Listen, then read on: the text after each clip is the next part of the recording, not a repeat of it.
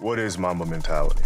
It's a lot of things, but I think most importantly, it starts from emotion. Mamba mentality is first being self-aware of things that happen within your life that you can then use as fuel to propel you forward. And it starts from that foundation. And then from that foundation, it's this constant search for answers and this constant search to try to get better because it's a way of life. 2 rings later, in All-Star, I'm still hungry and I'm still thirsty to improve and to learn. And that's never going to stop. It's endless. And I'm just going to keep on moving, keep on marching, and keep on learning. You know, I understand it's going to be a roller coaster season for myself, but I'm willing to get in there and learn from these guys. I want more. I want more. I want to learn more. Where can I learn more? Where can I look? You know, I want more. I want to learn this thing some more. There's got to be another level. You know? It's the curiosity. I think the curiosity is the most important thing. I mean, it's you know, it sounds really weird to say, but you mean like leadership lessons. You know, I learned leadership lessons just from walking in the park and just observing nature and the sun's relationship with nature and relationship with the moon and the sun understanding when to be present and when to go away, right? Because as a teammate, it was like, dude, the sun's out all damn long. You're gonna sunburn a hell of a lot of people, right? So if I'm playing this game and I'm on top of my guys for 48 minutes, dude, you're gonna sunburn every single teammate there, right? So there's certain times where it's important for the sun to be present. There's other times it needs to go away, right? And but they're life lessons that surround us at all times, and I've always been extremely, extremely curious about those things. What does the game give to you that you couldn't have gotten in any other line of work? Well, what I found out is that the game of basketball has really been a great teacher of life as far as unending challenges, teamwork, you know, doing things together. Getting along, learning the ups and downs of a season, and you know, enjoying the journey of the season, and it's really helped me mature. I've heard Michael use that quote before, and I've heard Magic use a quote before, saying how the game has really been a teacher of life for them. And a couple years ago, I really didn't understand what they were talking about. I couldn't see that, but now I can definitely say the same thing. In life, you learn as you go. And basketball is no different. You study the game, you observe how things are flowing, and in life it's a lot of the same way. I mean, things can't be perfect, although you want them to be. They're not. It's about finding balance. You'd never call them No, I cold call people all the time. If I'm curious about something, I want to learn something, I'll call and I'll ask. How serious did you take the All-Star game? Well, extremely serious. I mean, it's you know, it's a great opportunity for me to learn. You know, I remember my last All-Star game. We're in the locker room, and Popovich, before the game, has a brilliant idea of letting each player diagram plays in a timeout, right? And all the guys are like, oh yeah, that's awesome, yeah, great. And I'm sitting there like, we're out of the play. We ain't making no playoffs at that point. It's my last year, right? So I really don't even, you know.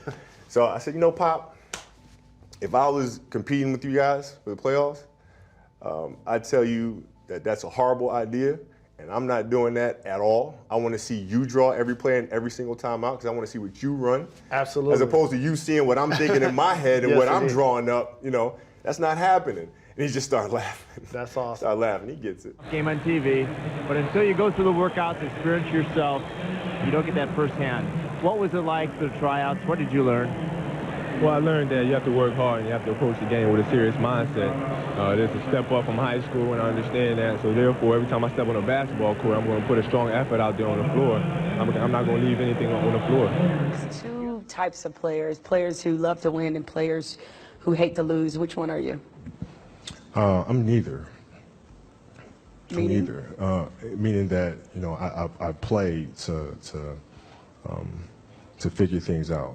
I play to learn something, right? Because I think if you play with a fear of failure, or you play with the will to win, or that supersedes the fear of failure, I think it's a weakness either way, right? Because if you play with the fear of failing, you'll have the pressure on yourself to play, you know, to capitulate to that fear. If you play with the sense of I want to win, then you have the fear of what happens if you don't.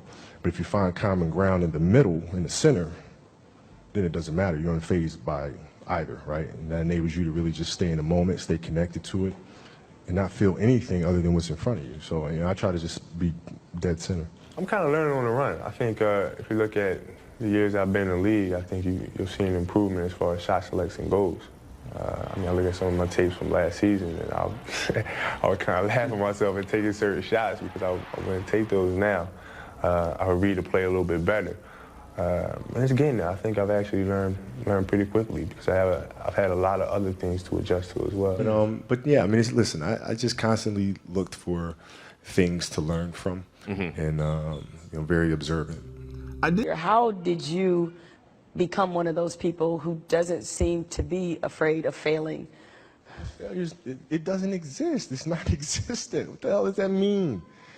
Seriously, what does failure mean? It doesn't exist. It's a figment of your imagination. What does it mean? You're pulling a Jedi mind trick on me right now. I was like, does it exist? No, I'm serious. Look, I'm trying to think, how can I explain it? So, let's use happy endings, right? And then we can relate this to failure and why it's not existent. Everybody talks about, everybody wants a happy ending, right? Now let's go to the reality of it, right? Let's look at a fairy tale story. Let's look at Snow White. She gets a happy ending. She finds Prince, whatever, she goes on. She lives happily ever after. Well, I call bullshit on that because 2 months later, the fact is they had an argument and he's sleeping on the couch. Right? So the point is, the story continues. The story continues. So if you fail on Monday, the only way it's a failure on Monday is if you decide to not progress from that, right? So to me, that's why failure is not existent. Because, if I fail today, okay, I'm going to learn something from that failure, and I'm going to try again on Tuesday. And I fail, and I'm going to try again on Wednesday. So it doesn't exist.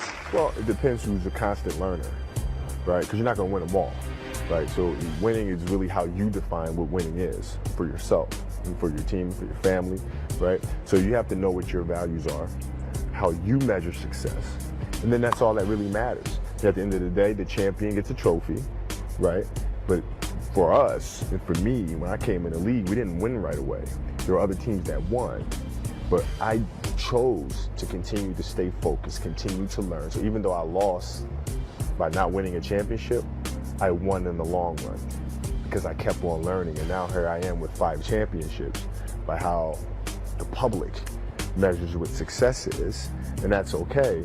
But that doesn't drive me. What drives me is continuing to learn, which is why I'm still sitting here after 18 years, determined to come back next year with a vengeance. I really didn't know what to expect. I know I had a lot to learn. I felt that I was ready, but I needed to improve a lot. And in the process, I went through a lot of ups and downs. Failed miserably a couple of times, but that comes with the territory. I had to pick myself up. Go back at it and try again. So you've been in situations where you've missed the shot, right? And you're still here learning. If you make the shot, you still be here learning. So what I'm saying is, if you've been in moments where you've missed the shot, but you're okay, you're fine. You still move on. You still have a good time. You still laugh. You still joke, right? You still go out and you still play hard, right? So what you have to understand is that those pressures are self-inflicted, they're self-made. It's the imagination. So you have to be able to control your mind and understand exactly that pressure does not exist. It does not exist. We create pressure ourselves. Whether somebody's watching or somebody's not watching, whether you make it or whether you miss it, you're gonna get up the next day and you're gonna learn and you're gonna do it all over again. The cycle's just gonna keep coming, whether you make it or miss it. So why worry about it? Well, perhaps the biggest change in Bryant this season, his transformation from student of the game to teacher. Teaching the game to some of our young players, teaching the game some of the nuances of the intricacies of the triangle offense to Devin George and to Kareem Rush and Gennaro Pargo. Just teaching them some of the rhythms in the triangle. I think that's been the main difference. But yeah, no, I'll do a lot of research. I'll read and I'll just kind of, sit there and watch a lot of docs and just try to learn as much as I can. And, if I'm watching something and all of a sudden a question pops in my head, I have to know the answer. I have to know. I can't just say, okay, I have this question and just kind of let it go. No, I need to know. Right. So I'll call. And curiosity, because I asked a lot of questions. Playing with Byron Scott, I asked him a lot of questions. Eddie Jones, who was great at chasing guards off the screens, and I didn't understand how to do that. I would sit with him before practice, after practice. Magic, James Worthy, Kurt Rambis, Kareem Abdul, all the Laker greats. I would always sit down and just ask them questions about certain games that I studied growing up. What actually happened there? What did you feel there? Why? You know, Bird tough to defend. Why? Because you look slow as shit to me. So like, I'm missing something. So like, tell me what I'm missing. You know what I mean? And so I would always ask questions and try to learn as much as I could. What does losing feel like to you? It's exciting. Why is it exciting? Because it means you have different ways to get better. There's certain things that you can figure out that you can take advantage of, right? Certain weaknesses that were exposed that you need to shore up, right? So it was exciting. I mean, it sucks to lose. Right.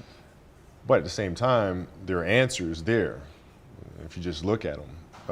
Because you get the information from losing more than from winning, probably. Yeah. I mean, the answers are there when you win, too. You just have to look at them. Yeah. Right? So it's a constant process.